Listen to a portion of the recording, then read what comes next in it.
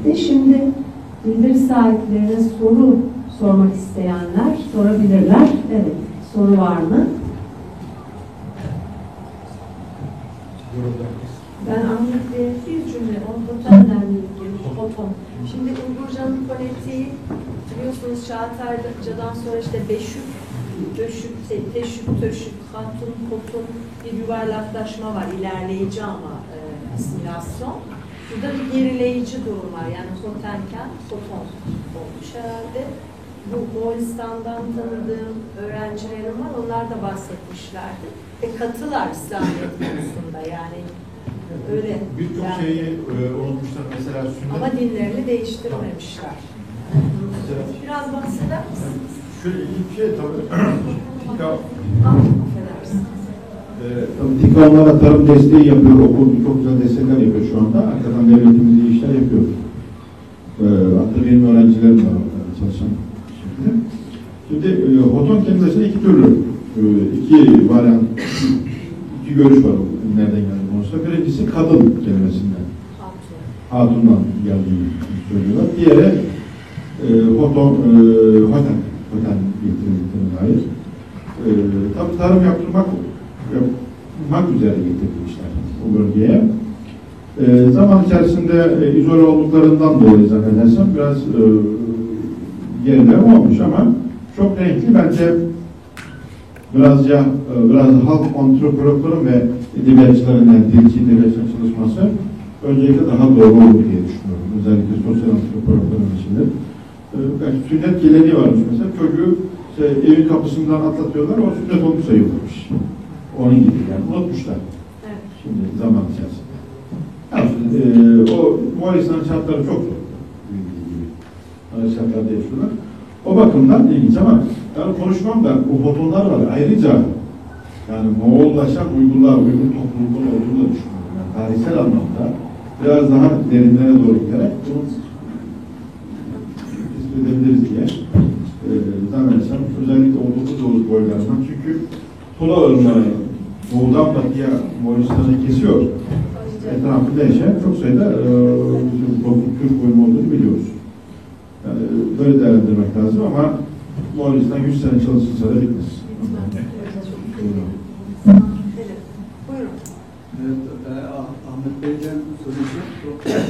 Şimdi klasik Türk tarihinde Uygurların tarihi Türk'ten itibaren, Türk'ten sonra ama Cengiz Çöpret'in bu hakkındaki araştırmalara bakılırsa bu tüm insaniyetin tarihiyle ilgili çok önemli bir konuları dile getiriyor. Atatürk'te o Türklerin tarihine ilgi duyarken bu konuya çok ilgi duymuş. Acaba bu konuyla bir çelişkisi var mı? Yani ondan tam bilemiyorum ama ben burada kaynaklara dayalı olarak bir şey söylemeye çalıştım. Bunlar zamanında Dinliler, daha sonra Gavuzlar. Uygurlar bunların içerisinde var. Kanlılar ve Göktürkler zamanında o boş tablolarını gösterdiğimiz zaten. Bizim tarih kitaplarında öyle anlatılmasının sebebi Uygurların bağımsız imparatorluğunun, bakın devletlerin demiyorum, imparatorlukların kurulduğu yıl olduğu için 744-745. O yüzden öyle anlatılıyor. Ama onu anlatırken bizim işte kitaplarımızda Uygurların öncesi, Bahattin Uygar Hoca'nın veya işte Erkin Ekrem Bey'le çalışmış bir bilgisini dinlemiştim. Kafesör hocalarımızın makaleleri var, çalışmaları var. Onda şey yok yani. Ama tabii bu tarih, dediğim gibi araştırmalarla genişletilebilir, şey yapılabilir. Okullara öğretilmesinin sebebi, yani bu şekilde öğretilmesinin sebebi o. Çünkü orada devletler öğretiyor. Bağımsız devletler anlatıyor. Yani, Uygur boyunun tarihi ya da işte Oğuz boyunun, Türk iş boyunun, Karluk boyunun tarihi anlatılmıyor. Ondan dolayı. Buyurun. Çok güzel bir konuda bahsettiniz. Bu Çince'de Buton diye bir kelime var. Buton. Bu cadde sokak anlamı. Peki sokaklardan Buton. Buradaki Buton, Türklerle ilgili Uygurlarla ifade o yabancı anlamına gelen bu. Bu anlamına gelir. Buton kelimesiyle Buton arasında ilişki var mı? Evet. Olabilir mi diye düşünüyorum. Yani düşünmek lazım. Yani o anlamda şimdi şeye gidip şeyiyle haşır neşir olan ya da asimile olan, olmayan çok sayıda Uygurlar var. Onlar yani ayrı ayrı çok çalışmak lazım kesinlikle. O kelimeler üzerinde mesela bu kelimesi bunlar zamanında Çin'in kuzeyindeki yabancılar için kullanılmış. Göktürkler zamanında batıdakiler için kullanılmış. Gerekiyor. Zaten o sizin dediğiniz çok doğru. Soyadlarından göre hareket etmek. Onların bence etnik kökeninde işaret ediyor.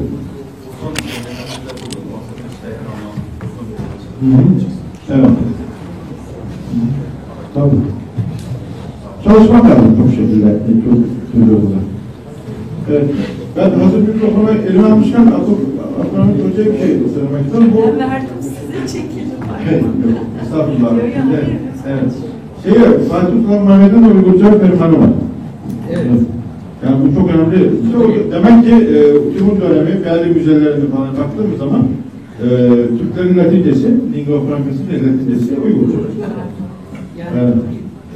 Uygur olarak ben bunu demek istemedim ama hakikaten lingua francası. Evet. Artık anlatabilirsiniz. Evet. Tabii. O özellikle yani Timur döneminde bu Türkçeleşme, Türkçe'ye sahip çıkma hareketlerinde bu etkili ama bence şuna da çok iyi bakmak lazım. İpek yolunu demek Uygurlar çok iyi kullandı. Yani o dönem. Yani sadece siyasi olarak siyasi olaylarda gelmişlerdir ve değişik olaylarda da insan grupları olarak İpek yolunda çok iyi kullandıklarını düşünüyorum. Benim fikrim. Moğollar sayılı olur. Moğollar her yere fakat yazıları yok. Başka şeyi söyledi. Moğol öncesi yani Emeviler Abbasilerden itibaren o tarafı söylediği için ben ona isnaden söyledim. Yoksa Moğol dönemi zaten o Zeki Veli Togan Umut Türk tarihine mesela açıkça diyor. Diyarbakır'a gelen, Kayseri'ye gelen patenler, Uygurlar, işte Elat'ta devleti mesela. Tuzak ama kendimiz gereken nokta şu, eğer bütüncül yaklaşırsak problem yok. Tabii ki kendi aralarını onu biz analiz edeceğiz, anlatacağız, söyleyeceğiz diye düşünüyorum. Sorular bittiyse ben Bir de gelelim. soru değil de bir fark. Evet, ayrıca buyurun. Hocamızın oraya 20 falan. Geriye 120 Batı yani Avrupa'yı ırktan olduğunu son rapor. Dolayısıyla o parçası bile ayrılmış. Yani Çin'de Evet, şimdi adını bilmiyorum, belki görenler olmuştu. Ben Urumçi Müzesi'nde mumyaları gördüm. Başka yerde Ferhat Hoca bilmiyorum nerede bahsetti. Orada inceledim. 2012'de inceledim o Urumçi Müzesi'nde. Onlarda Avrupalı tipi yok, Çinli tipi de yok. Yani o İran yani işte uzun bir şey yok. İşte Şahı Goncu, Küçükırmak Prensesi. Onu mesela olarak algısı bir Türk gibi oluyor. Çok açık bir şekilde belli. Bir de oranın müzenin girişinde Çince bir kitap satıyorlar. Çok pahalıydı ama aldım. Okudum onu daha sonra şeyler. Şöyle diyor o kitapta Çin'de. Hani kitabı konuda değil ama Çinli tam diyemiyorlar aslında. Ortada bir şey. O şeyler de var. Ve o kitabı bak sonra burada ne kaç yıl aitsın sonra bu? Evet. 2014. Evet. O tam bilmiyorum. Bir şey daha var. Çok önemli de beyin ameliyat yaptılar. Evet. Çıkardılar. Bir de irimcik dediği şey yani peynir. Peynir. Eşmek peynir. Evet. O dönem. Evet. O dönem ait olduğunu gösteriyor. Çok Kebir de var. Kebir de var. Evet. Yani esaslı ama o tiplere baktığımız zaman hani hoca şu güzel bu güzel diyorlar ya onlar gerçekten ilginç bir araştırması lazım. Ben fotoğrafları çektim bir kısmına. Bir kısmında kitapları satın aldım. Şeylerle ilgili. Daha sonra vakit olmadı çalışıyor. Bir şeyi çözememişler. Bu mumyalar normalde yerleşim merkezlerinden uzakta, yani ayrı bir yerde gömülmüş hepsi. Normalde yerleşim merkezlerine yapı yerde gömülenler uçurmuş. Fakat onlar çok ayrı bir yerlerde gömülmüş. Bir de balbal da var. Niru demişler Çince. O Niru dediği balbal olması. Evet. Ondan fotoğrafları var. Sen gösterdi. Ona benzer bir yer. Bir de kadınlar ise kadınlığı belirten bir balbal. Erkekse erkekse belirten bir balbal diyorlar. Bence buradaki ayrı gömülme meselesi şamanlıklar gibi bir şey. Şamanlar Sarıköy'den ileri gidenler oldu. Şamanlar toplumdan ayrı yaşarlar. Böyle bakmak lazım. Biraz şamanizmle alakalı. O da olabilir mi? Toplumun ileri gelenleri olur bence. Yani normal adamları o halkı da taşı ve yere topluca yani gömer. Yani şeyler bir sorusu. Uygurlar bir atasöz var. Uygur Özbek kişi. Ben kimin Özbek konuşmasını yüzsüz anladım. Ben de anladım. Ben Taşkent'e gittim. Mustafa'ya gittim. Özbek, Taşkentli, Özbek'e, Kotenli, Uygur'a göre Taşkentli, Özbek'i daha kolay.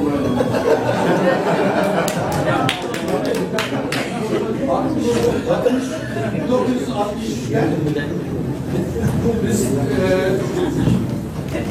şimdi Herkes duysun. bakın biz Uygurların bir atasözü var.